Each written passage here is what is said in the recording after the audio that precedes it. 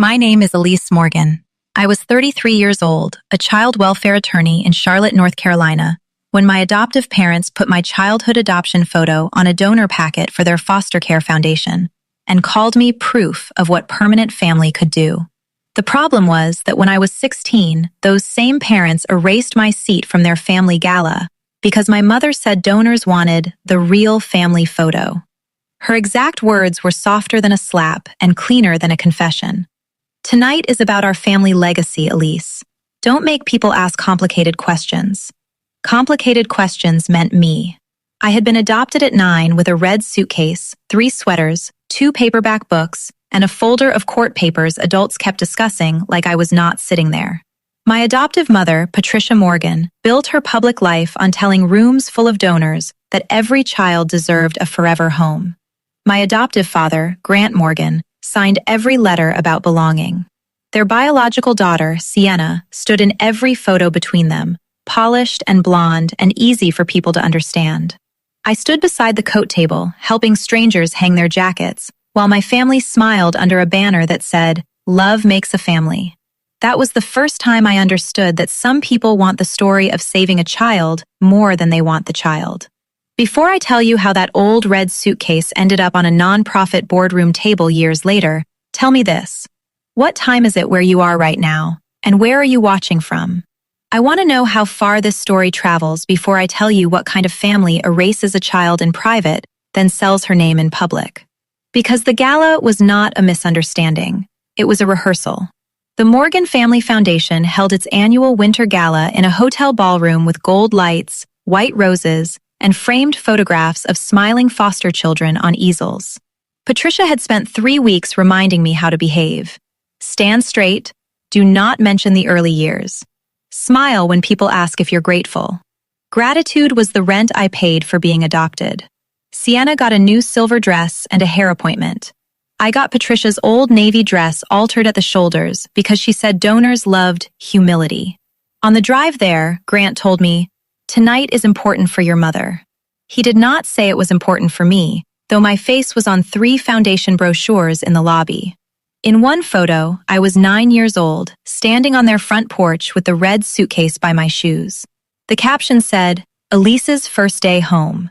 It did not mention that after the photo, Patricia told me not to bring the suitcase into the living room because it smelled like storage. At the gala, I found the family table near the stage. Grant Morgan, Patricia Morgan, Sienna Morgan. Board chair, major donor, state senator. No Elise. I checked twice because children who grow up uncertain learn to blame their eyes first. Patricia saw me standing there with the seating card in my hand. She took my elbow and guided me toward the hallway. "You'll help with coats for a little while," she said. "People know Sienna. It keeps things simple." "I'm your daughter," I whispered. Her smile did not move. "Tonight is about our family legacy, Elise. Don't make people ask complicated questions." Behind her, Sienna waved at me from the table, uncomfortable but silent. Silence was her inheritance. Erasure was mine. A child is not complicated because adults are dishonest. I stood in the hallway beside the coat rack for 2 hours. Donors handed me wool coats and asked whether I volunteered with the foundation. I said yes because I did not know how to say I lived inside the exhibit. When Patricia went on stage, she talked about the sacred promise of adoption. Grant stood beside her with one hand over his heart. Sienna joined them for the family photo.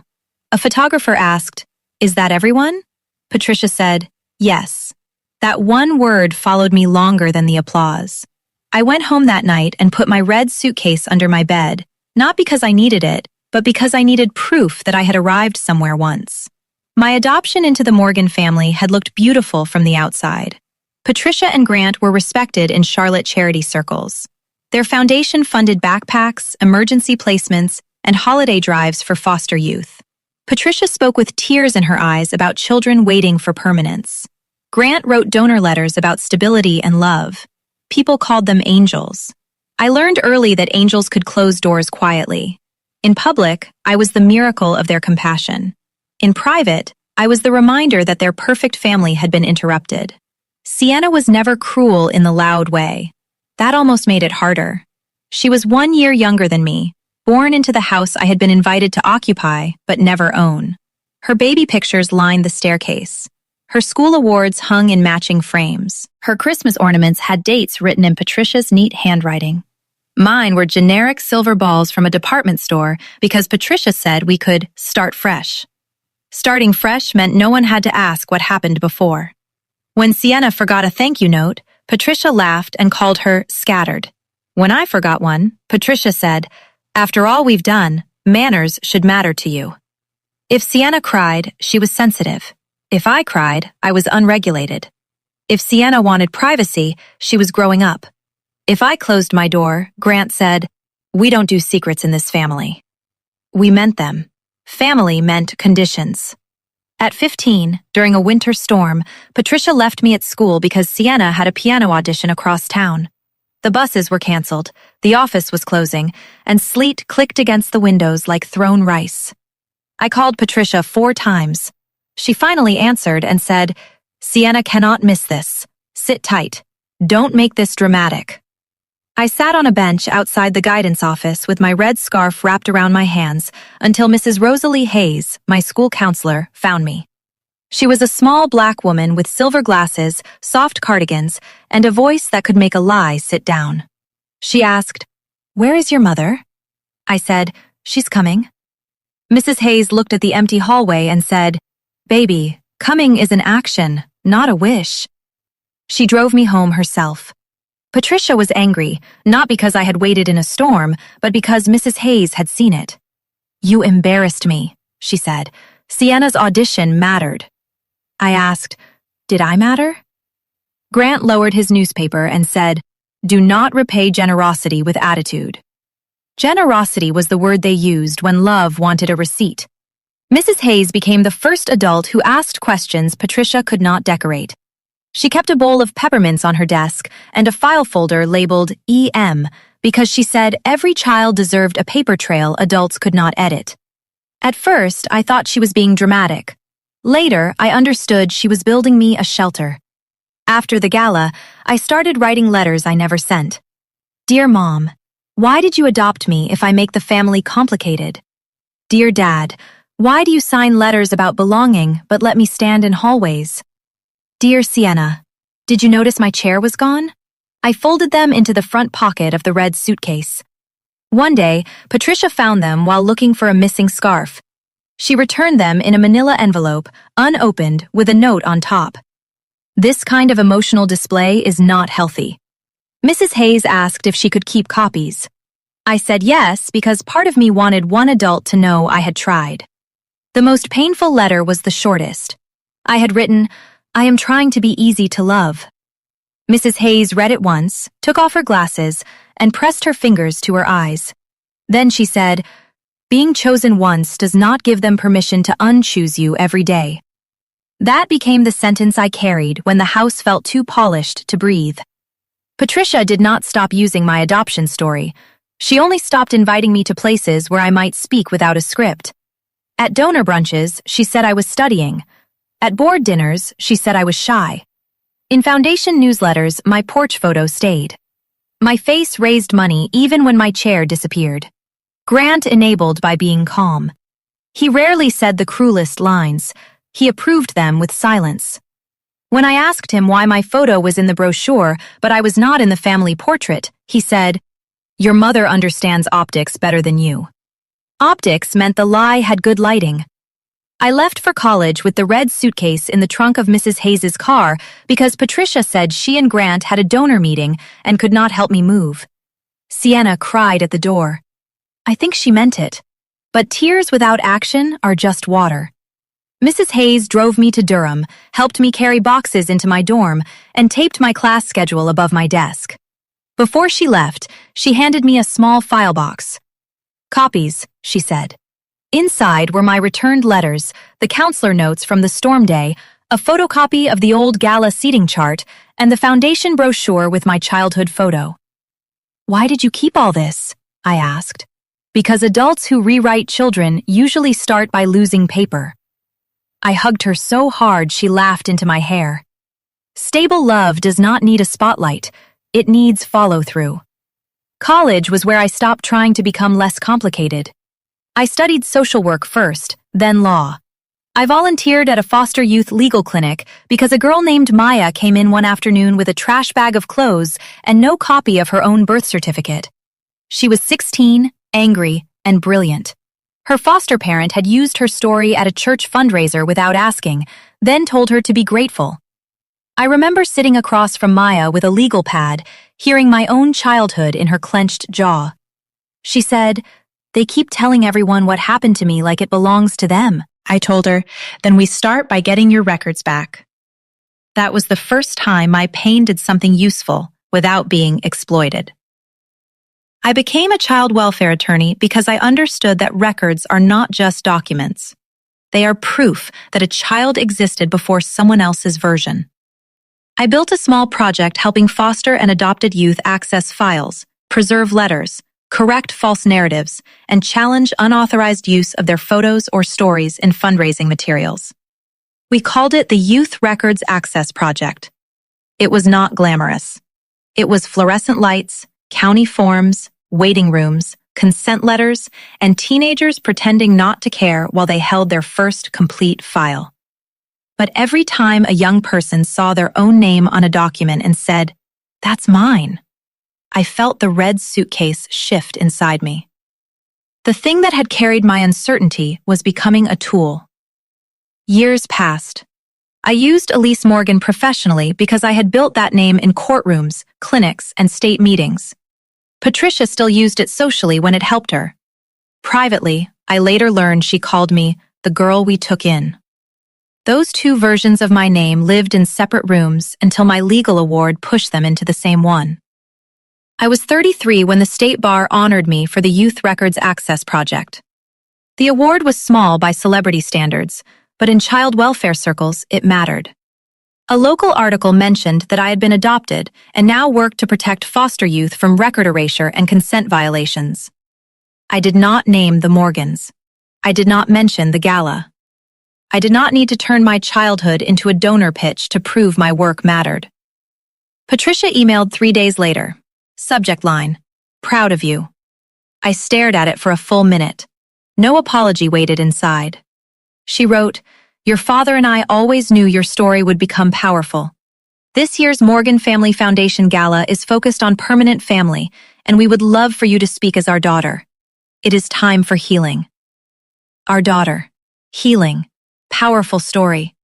Not one word about the hallway, the missing seat, the returned letters, the winter storm, the old brochures.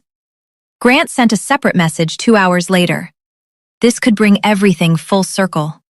Full circle meant back into their hands.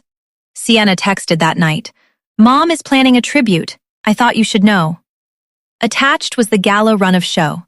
Speaker segment, Elise Morgan, Foundation Success Story. Not daughter, success story. There are moments when the body recognizes a trap before the mind finishes reading. I opened the donor packet. My 9-year-old adoption photo was on the cover. My legal award was inside. My project language had been copied almost word for word. A page titled, "What Love Can Build," described me as a former foster child whose life was transformed by the Morgan Foundation's commitment to permanent family. The Morgan Foundation had not built my legal project.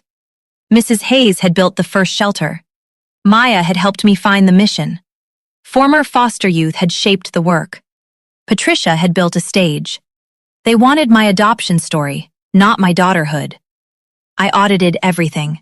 Foundation website draft, Gala program, donor renewal packet, grant proposal, board emails Sienna quietly forwarded. Media release forms from my childhood, none covering adult use of my name, award, or legal project. One email from Grant said, "Elise may resist at first, but donors respond strongly to reconciliation arcs." Reconciliation arcs. That was what they called my silence when they needed funding. Another email from Patricia said, "Do not overcomplicate with legal permissions. She is family." Family meant access until I said no. I sent one formal non-consent letter to the foundation board and copied the state charity oversight liaison. I stated that the Morgan Family Foundation did not have permission to use my name, childhood image, legal award, program language, or personal adoption history in donor materials, event programming, grant proposals, or public statements. I gave them 72 hours to remove all references, issue written correction to recipients, and confirm no donor funds had been solicited using unauthorized materials. One letter, one boundary, one red suitcase unlocked. Patricia called at 11:08 p.m. I answered because my clinic director was sitting beside me, and Mrs. Hayes was on speaker from her apartment with the file box open. Patricia did not say hello. Why did you contact the board? Because you used my name. We were honoring you. Did I consent? Elise, do not talk to me like a hostile witness. Did I consent? Grant came on the line. This is not how family handles things. You put it in donor packets. Patricia's voice sharpened. Donors were promised your appearance. There it was. Panic makes the hidden sentence careless. Donors were promised. Not, we hurt you. Not, we should have asked. Donors were promised, I said. Then correct the promise. She lowered her voice. If you damage this gala, you damage children. That line landed where she aimed it. For 1 second, I saw every child the foundation had actually helped. Backpacks, emergency placements, therapy grants, foster youth who did not deserve to lose resources because adults lied. Patricia knew that. She was not appealing to my loyalty. She was hiding behind vulnerable children. Mrs. Hayes spoke from the phone. Patricia, children are not shields. Silence. Then Patricia said, Rosalie, you always encouraged her worst instincts. Mrs. Hayes answered, No, I preserved what you returned unopened. That was when Patricia hung up. The public smear began the next morning in donor language. Patricia sent a statement to board members and major supporters saying I was struggling with unresolved adoption trauma and had chosen to attack the foundation that rescued me. She wrote that I had always been loved equally, but some children carry wounds no family can fully heal. She said I was jeopardizing services for foster youth out of resentment. She did not mention the missing seat card. She did not mention the coat table. She did not mention using my photo without permission. Smears work by making truth look like instability. Grant called 2 donors personally and said I was being influenced by outside legal activists. Outside meant people who did not obey the family script. Patricia called Mrs. Hayes and left a voicemail asking her to confirm that I had been emotionally volatile as a teenager. Mrs. Hayes saved it. Adults who weaponize records hate people who keep them. I offered structured mercy because the children served by the foundation mattered more than my anger. My letter gave them 72 hours to remove my materials, correct the donor packet, cancel my speaker listing, stop using my project language, and issue a consent practice review for all youth stories in their fundraising archive. I did not demand the foundation close. I demanded it stop using children as decorative proof. Grant replied, After all we invested in you, this is a painful way to give back. Give back meant surrender the story. Investment meant ownership. Painful meant they had lost control. Sienna asked to meet me at my legal clinic before the board review. She arrived in a cream coat, carrying a folder against her chest like it might bite her. She looked older than I expected, though we were only 1 year apart. I should have said something sooner, she said. About what? I asked, because vague apologies are fog. She opened the folder. Inside were printed board emails, the gala run of show, the donor packet, and a scan of the old seating chart from the night I was erased. My name had been handwritten first, then crossed out in Patricia's clean blue ink. Beside it was a note. Keep family table uncomplicated. My throat tightened, but I stayed still. Sienna said, I saw it that night. I know. I told myself I was a kid. You were. I also liked being the easy daughter. That was the first honest thing she had ever said about the house. She cried, but she did not ask me to comfort her. That mattered. She said Patricia wanted her to accept a board seat after the gala, a succession plan that would keep the family image intact. I don't want it, she said. Not like this. Some golden children are not villains. Some are witnesses who arrive late because comfort kept them asleep. Late truth cannot erase the wound, but it can stop feeding the lie. The private truth room happened in my legal clinic conference room 2 days before the board review. The room had a scratched oak table, a whiteboard full of case deadlines, and a shelf of donated backpacks for youth aging out of care. I placed the red suitcase on the table before anyone arrived. It was smaller than I remembered. That hurt more than I expected. Patricia entered first in a camel coat, her hair perfect, her face arranged into sorrow. Grant followed with a leather folder. Sienna came behind them and sat beside me, not beside them. Mrs. Hayes sat at the far end of the table with her file box.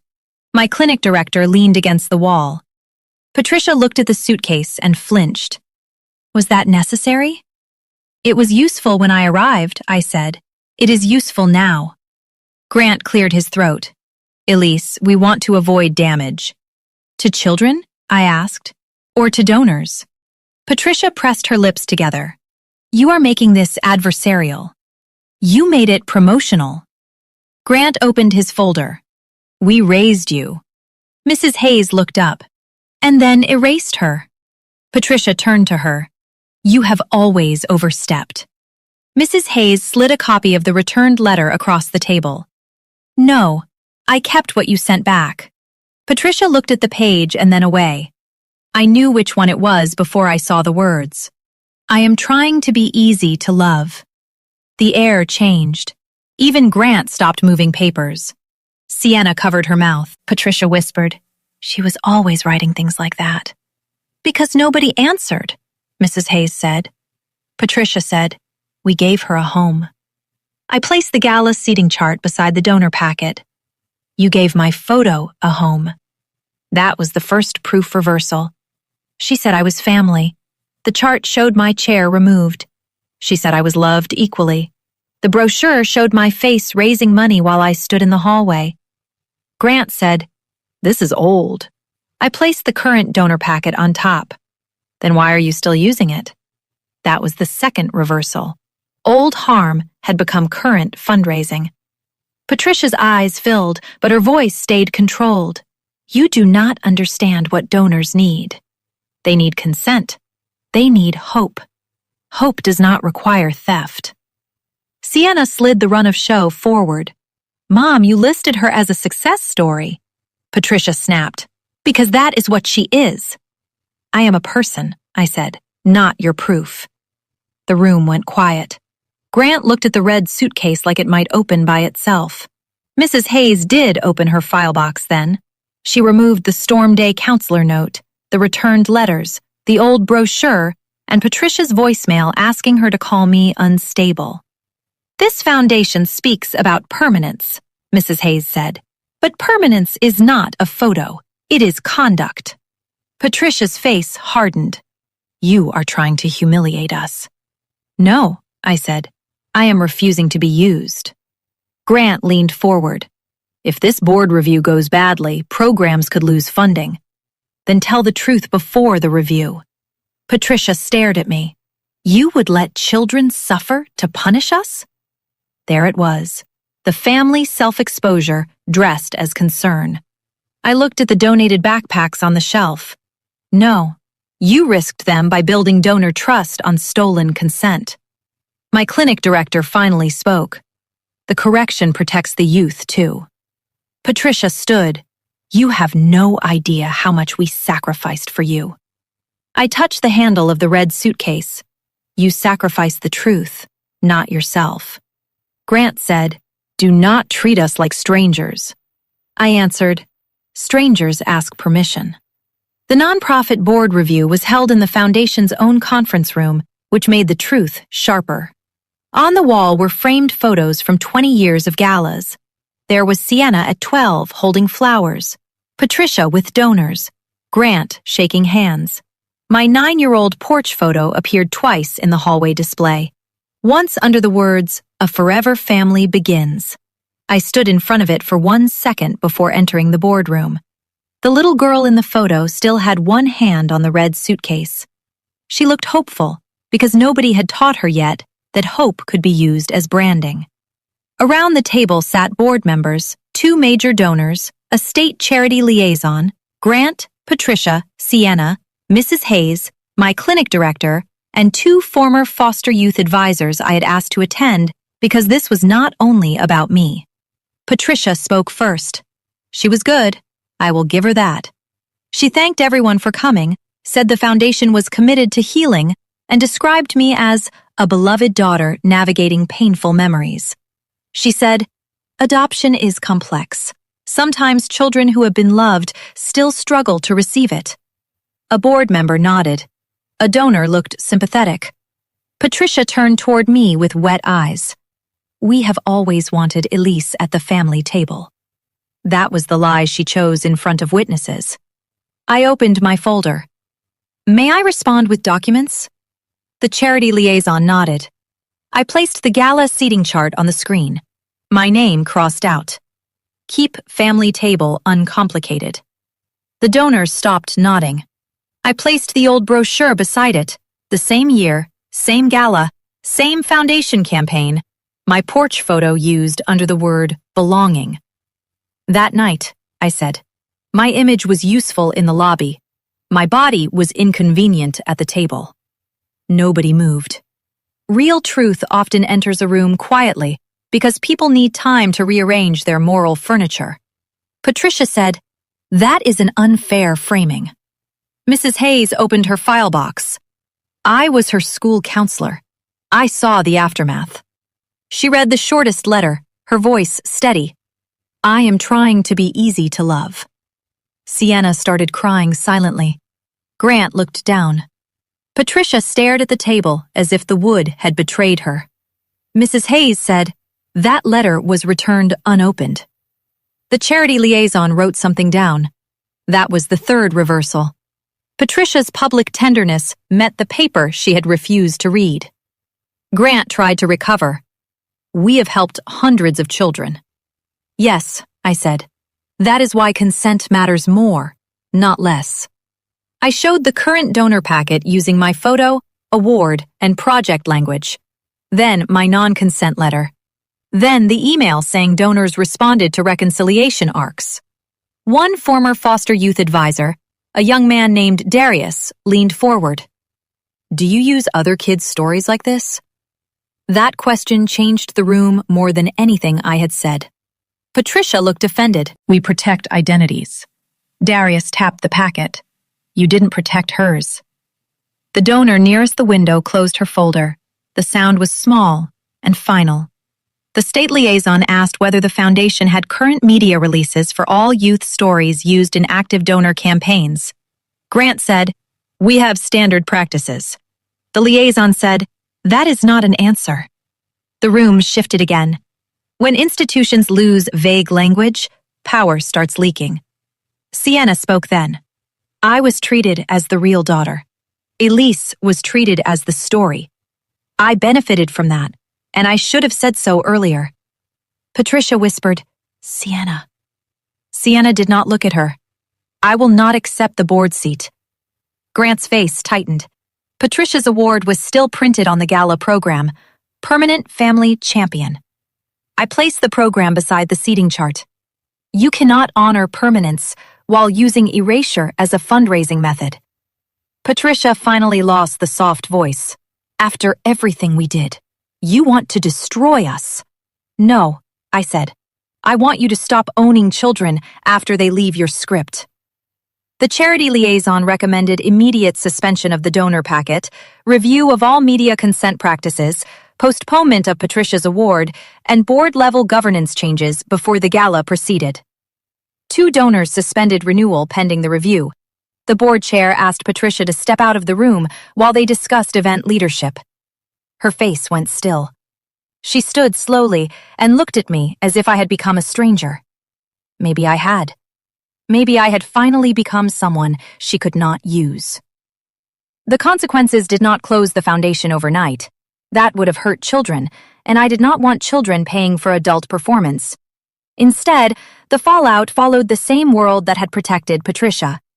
Donors asked questions. Board members requested consent audits. The state liaison required revised story use policies. Grant's grant proposal was delayed because the copied language from my project had to be removed. Patricia's Permanent Family Champion Award was withdrawn quietly, then not so quietly when donors noticed the program change. She resigned as Gala chair to focus on family healing, which was the final public phrase she tried to control. But this time, people had documents. Sienna refused the board seat and later joined a separate youth-led advisory group as a non-voting volunteer, which was the first role I had ever seen her take without a spotlight. Grant sent me one email. "I hope one day you understand we did our best." I did not reply. Their best had excellent lighting and missing chairs. Mrs. Hayes died the following spring after a short illness that still felt unfair to everyone who loved her. In her will, she left me the locked file box. I sat on my apartment floor with the red suitcase open beside me and read every copied letter again. They hurt less than before, not because the words changed, but because my life had answered them. I was no longer trying to be easy to love. I was building places where children did not have to audition for permanence.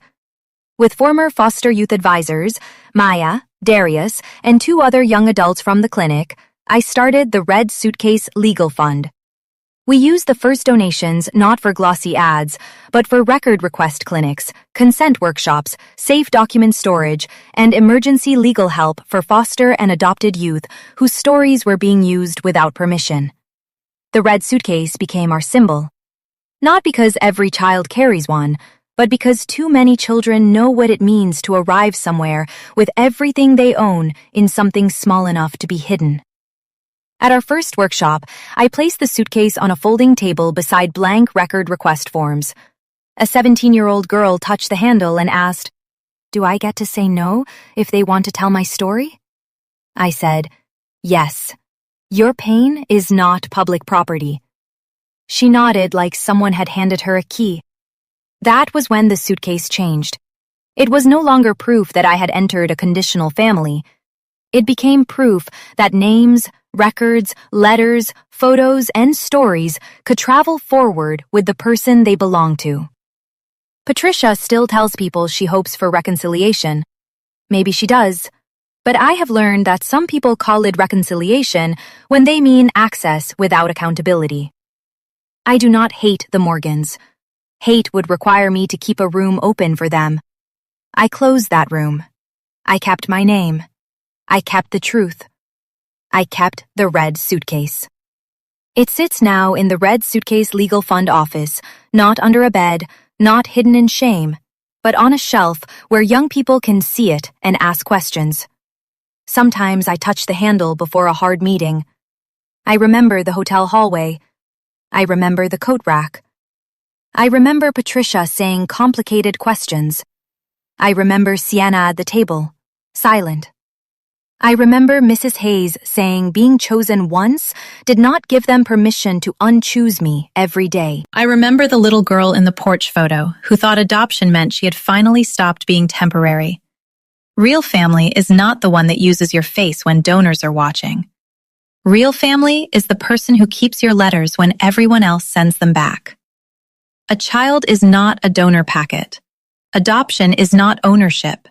And a family that only claims you when your story becomes valuable does not deserve your name.